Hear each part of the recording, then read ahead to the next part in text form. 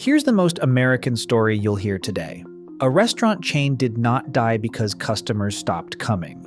It died because it sold the ground beneath its feet, then spent a decade paying rent to a company that was running an accounting fraud. May 13th, 2024. Red Lobster workers across the country woke up to a notification on their scheduling app. Not a shift change, a pink slip, no warning, no meeting. Just these words. You are not required to report to work. Even the managers found out at 8 in the morning that Monday. 6,500 people gone. The media blamed endless shrimp. $11 million in losses, they said. But that is not what killed Red Lobster. What killed them was a real estate deal worth $1.5 billion in 2014. A deal with 2% rent increases baked in forever, signed with a landlord who would be charged with fraud 5 months later. They did not die from shrimp. They bled out through rent. Rewind to 2013. Red Lobster was hemorrhaging customers. Comparable sales were down 4.5% in the second quarter and 8.8% in the third quarter. The kind of bleeding that makes Wall Street circle like sharks. Enter Jeff Smith, Starboard Value. He owned 5.5% of Darden, Red Lobster's parent company, and he had opinions. Loud ones. The kind that come with PowerPoint decks and proxy fights. Darden's CEO needed a solution fast. On May 16, 2014, Golden Gate Capital agreed to buy Red Lobster for $2.1 billion. Problem solved, the activist was neutralized. Except Darden did something strange. They threw in all the real estate. 473 properties Red Lobster owned outright. Buildings, parking lots, land, gone. The deal was priced at 9 times EBITDA, a rich multiple for a company whose earnings were already shrinking. They were selling a declining business at a premium by stapling real estate to it. Jeff Smith was livid. Wall Street analyst Mark Kalinowski summed up the disaster in 7 words. Who knew lobsters had middle fingers? Shareholders revolted. Within months, they voted out Darden's entire board. Every single director was gone, but the damage was done. Red Lobster was sold, and the real estate was part of the package. Golden Gate Capital had just bought a restaurant chain the way you would buy a house, by figuring out how to flip the land underneath it. The deal that unlocked value had just unlocked a decade of decline. 2 months after buying Red Lobster, Golden Gate Capital sold 500 restaurant properties to American Realty Capital Properties for $1.5 billion. That was 71% of what they had just paid for the entire chain. It was instantly back in their pocket. The properties were sold below replacement cost, according to the press release. And they were also described as irreplaceable locations with the high-quality real estate. Quite a trick being both irreplaceable and cheap. Here's the math. Golden Gate paid $2.1 billion. They got $1.5 billion back from the real estate sale. Net cost was $600 million. Then, in 2016, they sold 25% to Thai Union, a shrimp supplier, for $575 million. Effective cost to own America's largest seafood chain? $25 million. Red Lobster got to keep one thing, the privilege of paying rent forever. The leases averaged 25 years with 2% annual rent increases, compounding. If rent starts at 100, by year 10, it is 122.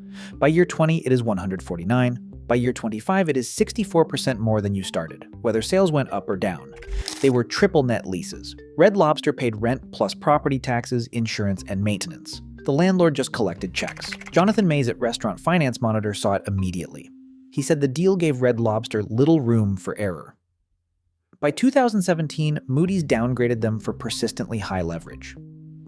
Golden Gate exited completely in August 2020 in the middle of the pandemic, announcing they had achieved strong returns for our investors. Strong returns for them. For Red Lobster, paying rent on buildings they used to own to a landlord they did not choose, under terms they could not escape, while the restaurant industry collapsed. Now let me tell you about American Realty Capital Properties, run by Nicholas Schorsch, worth $1.5 billion according to Forbes, the king of non-traded REITs. His companies raised $25.5 billion between 2008 and 2014, a quarter of the entire industry. He bought Red Lobster's properties in May 2014. 5 months later, ARCP dropped a bomb, a $23 million accounting error, intentionally uncorrected by executives. Intentionally uncorrected. The chief accounting officer and CFO were fired immediately. Stock tanked 33%. By December, Schorsch resigned. His empire crumbled. Another Schorsch company bankrupted in 2016. In 2019, Schorsch settled with the SEC for over $60 million.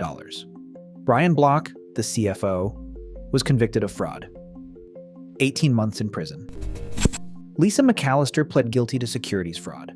Vanguard sued for $90 million, alleging a multi-year fraud. Their complaint said Schorsch's true primary purpose was to rob from shareholders and give to himself and his friends. Forbes revised his net worth from $1.5 billion to $500 million. ARCP renamed itself Verite, eventually acquired by Realty Income. Like washing blood off with a name change, Red Lobster did not just get trapped by a bad real estate deal. They got trapped by a real estate company running a fraud that collapsed within years. The company that was supposed to unlock value was itself a house of cards. And Red Lobster, still paying rent. 25-year terms, 2% increases, no escape clause even when the landlord turned out to be a criminal. By 2023, Red Lobster was paying $190 million a year in rent. For context, that is $190 million more than they paid when they owned the buildings. $64 million of that, a third, went to underperforming stores they could not afford to close because they were locked into those beautiful 25-year leases. The sale-leaseback had created $177 million in additional annual expenses compared to ownership. That is the actual number, not revenue lost to changing consumer tastes, not increased food costs, just the privilege of renting what they used to own. And then it got worse in 2020 as the pandemic crushed the restaurant industry. Red Lobster got a new owner, Thai Union, their biggest shrimp supplier for 20 years. A seafood company that saw an opportunity to own one of America's largest seafood chains. Thai Union did not have the first clue about running restaurants. Red Lobster burned through 5 CEOs in 5 years. Former employees described a toxic environment. Paul Kenny, the Thai Union-appointed interim CEO, made derogatory comments about staff. Les Foreman, a division vice president who had been there 20 years, said that it was miserable working there for the last year and a half. When Red Lobster finally filed for bankruptcy, the media had a field day. Endless Shrimp killed Red Lobster. The promotion lost $11 million. $11 million. Let us do the math. $177 million in extra rent divided by $11 million in shrimp losses equals 16. The rent burden was 16 times worse than Endless Shrimp. And here's the twist. Red Lobster is now investigating whether Thai Union, the supplier-turned-owner, forced them to run the Endless Shrimp promotion and possibly charged above market prices for the shrimp itself. A supplier owning its customer. What could go wrong? In February 2024, Thai Union stopped providing capital. It announced it would divest at a $530 million loss. Over $500 million. Gone. And those leases are still there, still compounding at 2%, still 25 years long, still impossible to escape. The trap had closed completely. Monday, May 13th, 2024. Workers checking their phones before heading to their shift saw a notification. Not a schedule change. A termination. The app simply said, "Locations closing. You are not required to report." 100 restaurants, 6,500 workers. No meeting, no phone call, not even an email. Just a push notification. Even the managers did not know until 8 a.m. that Monday. One worker posted that Red Lobster had just laid all of them off without notice. Another worker said they were trying so hard to put on a smile and felt like they could break at any moment. A third worker said that what Red Lobster did in New York was illegal and that they closed their doors with no warning. The common thread was no notice. Here is the detail that tells you everything about the priorities. They closed the restaurants the day after Mother's Day, May 12th, one of the biggest revenue days of the year. They squeezed out every last dollar, then turned off the lights Monday morning. A former manager said that doing it after Mother's Day was probably the slimmiest thing they could have done. The WARN Act requires 60 days notice for mass layoffs. Red Lobster gave 0.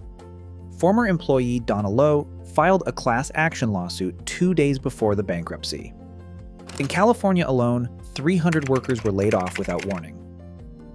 On May 19th, Red Lobster filed Chapter 11. 36,000 employees were affected. Guest counts were down 30% from 2019. The bankruptcy filing admitted what everyone knew. A material portion of the company's leases are priced above market rates. In September, Fortress Investment Group won the auction with a $376 million bid. It was the only competitive bid. They promised $60 million in new investment. A fresh start. In December, Red Lobster laid off 200 more people, mostly managers, right before Christmas. Reddit filled with posts from people who had survived the May layoffs, whose bonuses were delayed, and then were gone again. The company said they were building a stronger, more agile business, but they were still struggling with what they called legacy lease agreements. These were leases they could not renegotiate even in bankruptcy because they were part of master agreements covering multiple locations. Even in bankruptcy, the leases haunt them. Red Lobster's story is not unique. It is a playbook. Toys R Us had a $6.6 billion leveraged buyout in 2005. KKR, Bain Capital, and Vornado loaded the company with $5 billion in debt. $400 million a year went just to interest payments. They sold the real estate and sale leasebacks to fund the deal. Sound familiar? Toys R Us was profitable before the debt. 1 in 5 toys sold in America came from that chain. 30,000 workers lost their jobs. They were initially denied severance and eventually got $60 per person for full-time employees. $60 for losing everything. The numbers tell the story. Between 2015 and 2017, 40% of retail bankruptcies were private equity-owned chains. 61% of all retail job losses were tied to private equity. Companies backed by private equity are 10 times more likely to go bankrupt. In the first quarter of 2025, 70% of large bankruptcies, those with over $1 billion in liabilities, were private equity-backed. Payless, The Limited, Wet Seal, Gymboree, Claire's, Bed Bath & Beyond. Different names, same story. Sale leasebacks, long leases, escalators, debt, collapse. And here is what makes it inescapable. Even bankruptcy cannot always fix it. Red Lobster, in 2025, was still struggling with legacy leases they could not renegotiate. The trap outlives the company. Nicholas Schorsch's net worth went from $1.5 billion to $500 million. Golden Gate Capital got strong returns. Thai Union lost $530 million. The workers found out via app. They did not die from shrimp. They bled out through rent.